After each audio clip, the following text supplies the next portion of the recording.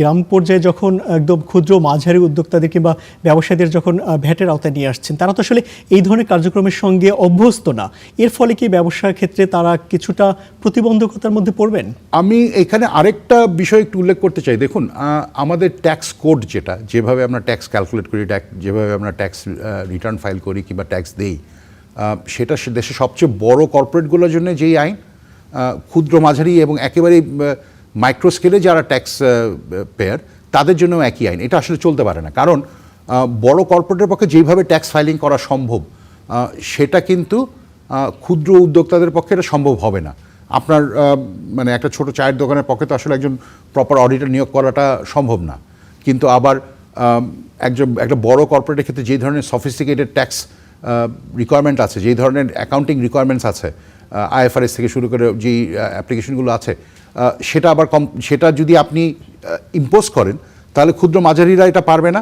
আবার ওই ট্রান্সপারেন্সিটা যদি আপনি ইম্পোজ না করেন, তাহলে বড় ইন্ডাস্ট্রিয়াল এন্টারপ্রাইজেস যারা, তারা কম্পিট করতে পারবেন না। ফলে যেটা হচ্ছে, আমি মনে করি যে এই যে ট্যাক্স কীভাবে ক্যালকুলেশন হবে, ট্যাক্স কীভাবে ধার্য করা হবে, এই জিনিসটা ক্ষুদ্র এবং মাঝারি এবং লার্জ কর্পোরেট ইউনিটের ক্ষেত্রে আলাদা করে দেওয়া উচিত। আলাদা করে আপনি যেমনটা বলছিলেন যে আসলে ট্যাক্স ক্যালকুলেশনের ক্ষেত্রেও আমাদের তো আসলে প্রান্তিক পর্যায়ে শিক্ষা ব্যবস্থাও তো এরকমই নেই, কিংবা আলাদা করে যে সেই হিসাবটা তারা রাখবেন একদম প্রান্তিক পর্যায়ে ব্যবসায়ীরা, তারাও তো আসলে সেটা পারবেন কিনা। বলা হচ্ছে যে মোটামুটি প্রান্তিক পর্যায়ে যারা ক্ষুদ্র রয়েছেন তাদের 500 কিংবা 1000 টাকার একটি বান্ডেল প্যাকেজের মতো করা হতে পারে। জি, এই ধরনের অনেক কিছু করা সম্ভব, সেইটাই আমি ইন্ডিকেট করছি। যে দেখুন, আপনি যদি ট্যাক্স কোড SMEদের জন্য কিংবা ঢাকার বাইরে যারা আছেন তাদের জন্য, ইভেন ঢাকার ভিতরেও যারা ছোট ক্ষুদ্র উদ্যোক্তা, তাদের জন্য কিন্তু আপনাকে ট্যাক্স পেমেন্টের ব্যাপারটা খুব সহজ করে নিতে হবে। কারণ তাদের পক্ষে কিন্তু আসলে ওই যেটা বললাম যে আপনার তো কমপ্লিকেটেড 5000 পৃষ্ঠার ট্যাক্স গাইড পড়ে সেটা অনুসারে ট্যাক্স ফাইল করাটা সম্ভব হবে না। তো তাহলে আপনি যদি তাদেরকে যদি সিস্টেমের ভিতরে আনতে চান, তাহলে তো আপনাকে এমন একটাভাবে আনতে হবে যাতে তারা অপারেট করতে পারেন।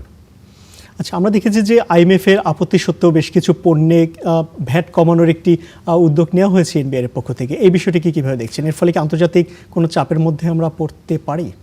সেটা অন্য ব্যাপার, বাট আমরা যেটা মনে করি যে দেখুন, ভ্যাটের হার 15% করাটা একদিক থেকে একটা এক্সেসিভ, এবং তার থেকেও ডেঞ্জারাস জিনিস যেটা হচ্ছে, আমরা মানে যেটা হয় কি, যেমন ধরুন আপনি যদি ইউকেতে ভ্যাটের হিসাব করেন, ওখানে কি হয় যে আপনি আপনার যত ধরনের বিজনেস এক্সপেন্ডিচার আছে সব কিছুর এগেন্সে কিন্তু আপনি ভ্যাট এক্সেমশন পাবেন। আমাদের সমস্যা হয়ে যাচ্ছে যে এই ভ্যাট এক্সেমশনের লিস্টটা এত বেশি কঠিন যে দেখা যাচ্ছে যে অনেক ব্যবসার ক্ষেত্রেই যে আপনার এফেক্টিভ ট্যাক্স রেট 15%-এর জায়গায় হয়ে যাচ্ছে আসলে 25-30%। তো তার ফলে যেটা হচ্ছে যে আপনি সেলসের একবার ভ্যাট দিচ্ছেন, কিন্তু আপনার যখন ইনপুট সার্ভিসেস কিংবা ইনপুট গুডস আপনি যখন কিনছেন, ওখানে আপনি ওই ভ্যাটটা অ্যাডজাস্ট করতে পারছেন না।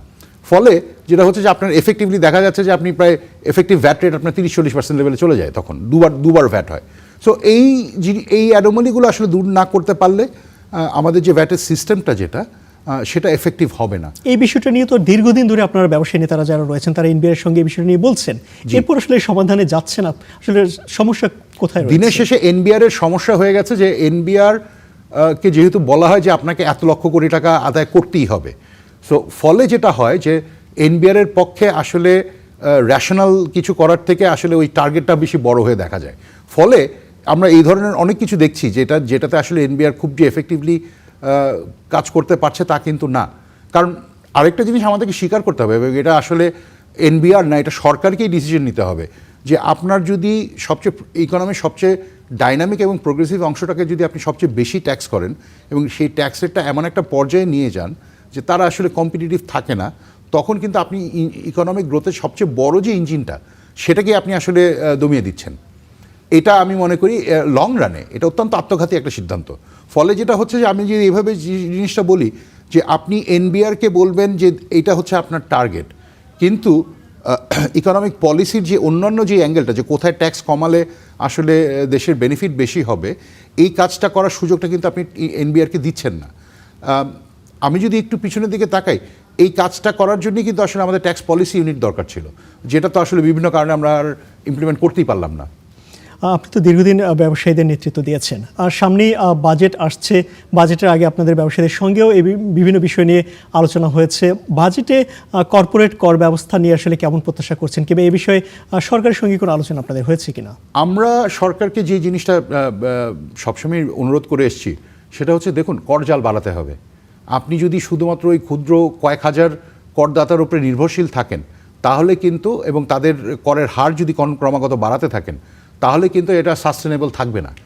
যেই কারণে আমরা বারবার বলছি যে দেখুন, আমি মনে করি যে এসএমই হোক, সিএমএসএমই হোক, সবাইকেই আসলে কর জালের ভিতরে আনতে হবে। আপনি ইনফর্মাল যেটা outside of the tax system যদি থাকেন সেটাকে আসলে কমিয়ে আনতে হবে। আপনি once you are able to bring in majority of the economic enterprises inside the tax net, তারপরে আপনি বলতে পারেন হ্যাঁ যে এসএমইদের জন্য কিংবা ক্ষুদ্র উদ্যোক্তাদের জন্য ট্যাক্স রেট কম, যতদিন না তারা বড় হচ্ছেন ততদিন তারা আসলে কম ট্যাক্স দেবেন, সেটা আমি মনে করি সঠিক সিদ্ধান্ত। কিন্তু আপনি তাদেরকে ট্যাক্স রেটের ভিতরে আনবেনই না, এটা হয়তো বা কাজ করবে না। আচ্ছা, আগামী বাজেটে আপনাদের যে ব্যবসায়িক বিভিন্ন নীতিগত সুবিধা কিংবা প্রত্যাশা আসলে কেমন রয়েছে? আমাদের জন্য আসলে এই বছরের বাজেটের একটা খুব ক্রিটিক্যাল কম্পোনেন্ট হচ্ছে, দেখুন, আমাদেরকে তো স্বীকার করতে হবে যে বেসরকারি খাত একটা বড় ধরনের চাপের মুখে আছে। ইন্টারেস্ট রেটের ইস্যু মেজর একটা ইস্যু হয়ে দাঁড়িয়েছে। আমরা কিন্তু আমাদের যে এক্সচেঞ্জ রেটে যে বড় ধরনের একটা ধাক্কা খেয়েছিলাম সেটা কিন্তু আমরা এখনও সামাল দিয়ে উঠতে পারিনি। এই অবস্থায় যদি আমাদের ক্রেডিট গ্রোথ যদি আটকে থাকে, যদি ব্যাংকে থেকে যদি টাকা না পাওয়া যায়, তখন কিন্তু এটা আসলে বেসরকারি খাতের জন্য বড় ধরনের সংকট হয়ে যাবে। এবং এটা কিন্তু আমরা দেখতে পাচ্ছি যে যেহেতু বেসরকারি খাত ইনভেস্টমেন্ট করার অবস্থায় নেই, ইনভেস্টমেন্ট কমে এসছে, ইনভেস্টমেন্ট কমে আসার ফলে ইকোনমিক গ্রোথ কমে এসছে, ইকোনমিক গ্রোথ কমার ফলে কিন্তু আপনার আনএমপ্লয়মেন্ট বেড়ে যাচ্ছে। একই সাথে আমরা কিন্তু আমরা যে মুদ্রাস্ফীতি নিয়ে যা বারবার কমপ্লেন করছি, মুদ্রাস্ফীতির কিন্তু একটা সবচেয়ে বড় ড্রাইভার হচ্ছে আমাদের এই সাপ্লাই চেইন সংকট। কারণ যেহেতু আপনি বাজারে মোটামুটি সমস্ত ধরনের প্রোডাক্টেরই একটা সংকট তৈরি করেছেন, ইম্পোর্ট কম্প্রেশনের ফলে ওইটা যে ইম্পোর্ট করে নিয়ে আসবো আমরা, সেটাও ফিজিবল হচ্ছে না। ফলে দেখা যাচ্ছে যে একটা সরবরাহ সংকটের কারণে কিন্তু আপনার মুদ্রাস্ফীতি কমছে না। এটার বাইরে মুদ্রানীতি রিলেটেড আরও অনেক কিছু আছে, কিন্তু এইটা মোটামুটি এই সাপ্লাই চেইনের সংকটটা কিন্তু ইজ ভেরি ক্রিটিক্যাল। একদম ছোট করে যদি একটু বলেন যে আগামী সরকার, তো আপনি যেটা বলছিলেন যে একটি অর্থ সংস্থানের তো একটা ব্যাপার থাকবে, সেখানে যদি ব্যাংক ব্যবস্থাপনা থেকে যদি সরকার অর্থ নিয়ে থাকে, সেখানে তো আসলে ব্যবসায়ীর একটা বড় ধাক্কা খাওয়ার সম্ভাবনা রয়েছে। দেখুন, রাফলি আমাদের টোটাল ব্যাংকিং সিস্টেমের সাইজ হচ্ছে 20 লক্ষ কোটি টাকা, এবং আমরা দেখেছি গত এক বছরে সরকারের আসলে যে ব্যাংক সিস্টেম থেকে ঋণ নেওয়ার প্রবণতা যেটা, সেই গ্রোথটা প্রায় 30% লেভেলে চলে গিয়েছিল, যেখানে আমাদের private sector credit flow was only 6%।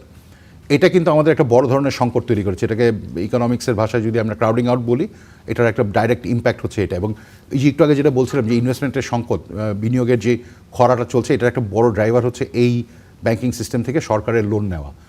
আমরা যেটা আশা করব এই বছর সরকার ব্যাংকিং সিস্টেম থেকে নেট লোন, যেটা, কারণ দেখুন আমাদের প্রায় 6 লক্ষ কোটি টাকার মতো সরকারি বরোয়িং আছে ব্যাংকিং সিস্টেম থেকে। এটার এগেনস্টে সরকার প্রায় 50,000 কোটি টাকা থেকে 1 লক্ষ কোটি টাকার ভিতরে আপনার নেট ইন্টারেস্ট পেমেন্ট করেন।